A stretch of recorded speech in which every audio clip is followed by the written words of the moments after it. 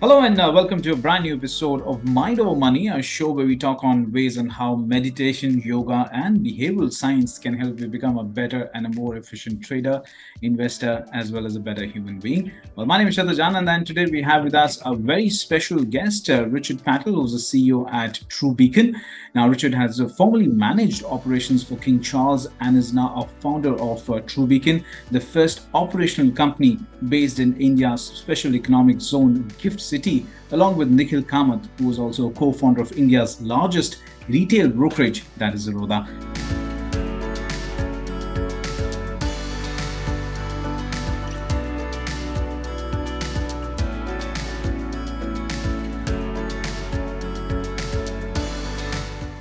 Well, welcome to the show, Richard. Thank you, Shid. It was a pleasure to be on. Right. Well, thank you for being part of the show, Richard. Well, you are the CEO of a global hedge fund, but this is not your first high-stress position. What are your learnings from your previous careers that still hold you in good stead?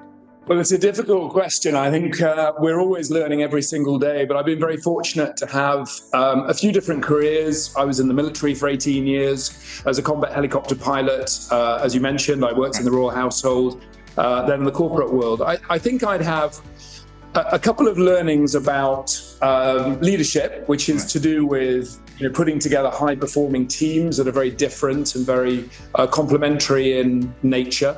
It's also about the importance of time and discipline to build, and whether you're building a team or building a product, or now we're managing all of our clients' money from here in Bangalore, and as you say, from Gift City. Sure. Really important.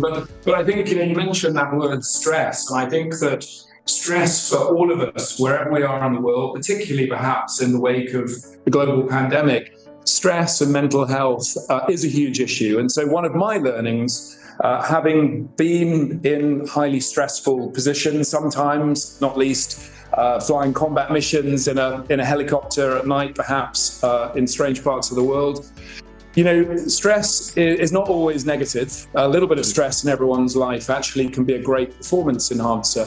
But it's where you let that stress get out of control and contaminate the rest of your life and let it go from your professional to your personal life. I think that's one of my biggest learnings. So if you can, and it's easier said than done, to try to put that stress in a box whenever you have some me time, and then unpack that box again when you need to, when you go into work for the next day. Beautiful words from you and inspiring at the same time, Richard. Now, as you rightly said that you're an ex-military man, is diet and fitness a huge part of your regimen? So how do you keep yourself mentally fit? You focus more on the diet that's there, and that also helps you keeping mentally fit. Or what are the other things that you use to keep yourself mentally fit? Yeah, I think just expanding on what I said earlier, I'm a big believer in being quite binary about when you're at work and when you're at home. I'm wearing a suit here. I've worn a uniform in one way, shape, or another for all of my 30 working years. I don't necessarily wear a suit today because I like wearing a suit and tie, but actually some of it's that when I get home tonight in Bangalore, what I will do is take off this tie, take off this suit, and mentally I'm off duty. Yes. And I think, one of my big things is about carving out a bit of time and space, having boundaries. Today in Bangalore, I will take out, as I do every single day, at least 5 minutes. Doesn't matter how crowded the day is with meetings, I'll take 5 minutes. If I have to do a telephone call on the way, I'll do it. I'll go for a walk up Lavelle Road, over to UB City, just to get some fresh air, to get some thinking time, and to try and shed some of that cumulative stress. So I think diet is important, although I can't claim to be, in the gym, 7 times a week. I do try and go when I can, but I think setting boundaries is really important. Right. And what is that one health hack that you would like to share with your budding entrepreneurs?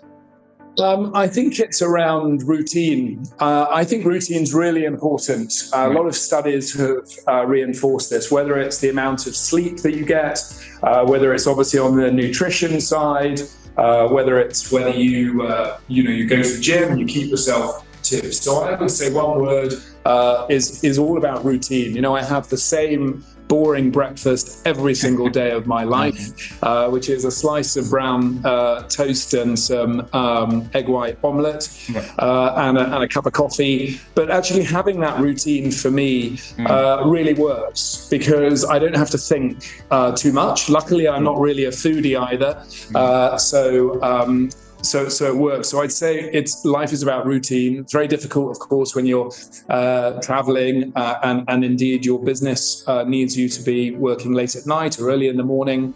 But that's really what I try to do. Right. Now, as a CEO, how do you encourage your employees to stay mentally fit, disciplined, and competitive at the same time? Well, again, that's difficult. And I think that we all, whichever teams we're leading now around the world, there's an even bigger focus. This was a huge issue before the pandemic. I think it's even more important now. I think, first of all, we have to create environments where now people are coming back into the office. We need to create environments that are not just good to work in, but also good to socialize in as well. We spend the majority of our lives not with our loved ones at home and so on, but actually in the office here, talking, communicating, ideating, and being entrepreneurs and so on. So you must first of all create a space where it's a pleasant space to come in and to do that. And that space also needs to have, I think, more zones that you can use around, what is what's important at that time. I'm sitting now in the boardroom, but there are other breakout rooms where you might just, sit on the floor, because that's a better way to think about the issues and the problems you're trying to solve. So one is about the space. Secondly, I think it is about having that off time, perhaps a tiny bit more easier for us in our world. We revolve around the markets. The markets open and close every single day, with or without TrueBeacon. But we try to protect our employees and colleagues' weekends. Not always possible, because we have hundreds of clients across India. Sometimes they need us to go and see them at the weekend. We need to be client-centric. But let's try and protect people's weekends. And then, last but not least, try to manage and have a sort of community here in a field where people don't feel they're trapped in a hierarchy. We don't have layers and levels of management. Anyone can talk to me as the co-founder and CEO, or Nikhil, or any of our partners about any issue. We need to channel that, of course, so we don't have everyone doing it simultaneously. But I think that really helps foster a spirit of understanding. And last but not least, there will be times when people just need a break. And I think we need to be intelligent about when people work from home, make sure people get their leave, make sure they've got some proper off time, have resilience in a company, so that if, even me as CEO, if I go off on holiday, I should have a day where the organization shouldn't fall to pieces without me. Maybe it does better with me. I've got no idea. But that resilience in any team is really important. No, wonderful words, and the way that you're channelizing your energy in TrueBeacon, that's commendable, and all stars to you on that. In your daily routine, is there anything that is non-negotiable in your daily schedule? Well, I wish it wasn't non-negotiable, but I find myself waking up every single day at 6:25 a.m. and that's quite alarming, even when I want to lie in at the weekends. I think that my daily routine is very, very predictable. I think as a foreigner living here in India, I'm now an Indian entrepreneur. I've been coming to your country for 3 decades now, and it's such a vibrant place. I think for me personally, living here, I carve out a couple of minutes every day to remind myself how amazing this place is, to meet and try and connect with some people, and we're very lucky. We've got some of the wealthiest families in India. All right. And what have you witnessed working with double-digit billionaires? Are there learnings that you witnessed across the board as well?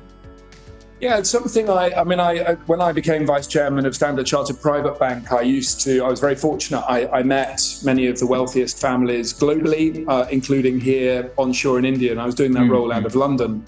I always find it really interesting to talk to all of our clients about their journey. I have to say, my business partner Nikhil Kamath has probably got a more interesting journey than most people. But becoming friends with him 4 years ago and now business partners, it's been amazing seeing all of the background, and that's both family background, circumstances, his relationship with his brother that's helped build Zerodha, and that's an extraordinary story. But I think more broadly, I'd say the one trait that applies to every single billionaire I've met is my favorite word, tenacity.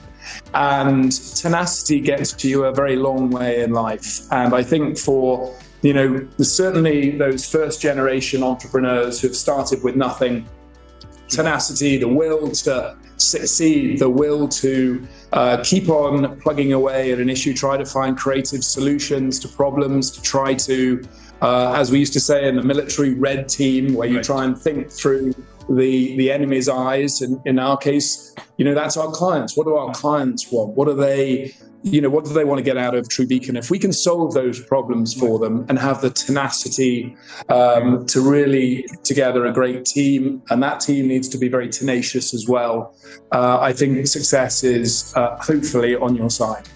Well, on that note, thank you so much for your time, Richard. And that's all for now, folks. But do log on to etmarkets.com for more on news, business, and economy. Thank you so much for your time, sir. Thank you so much.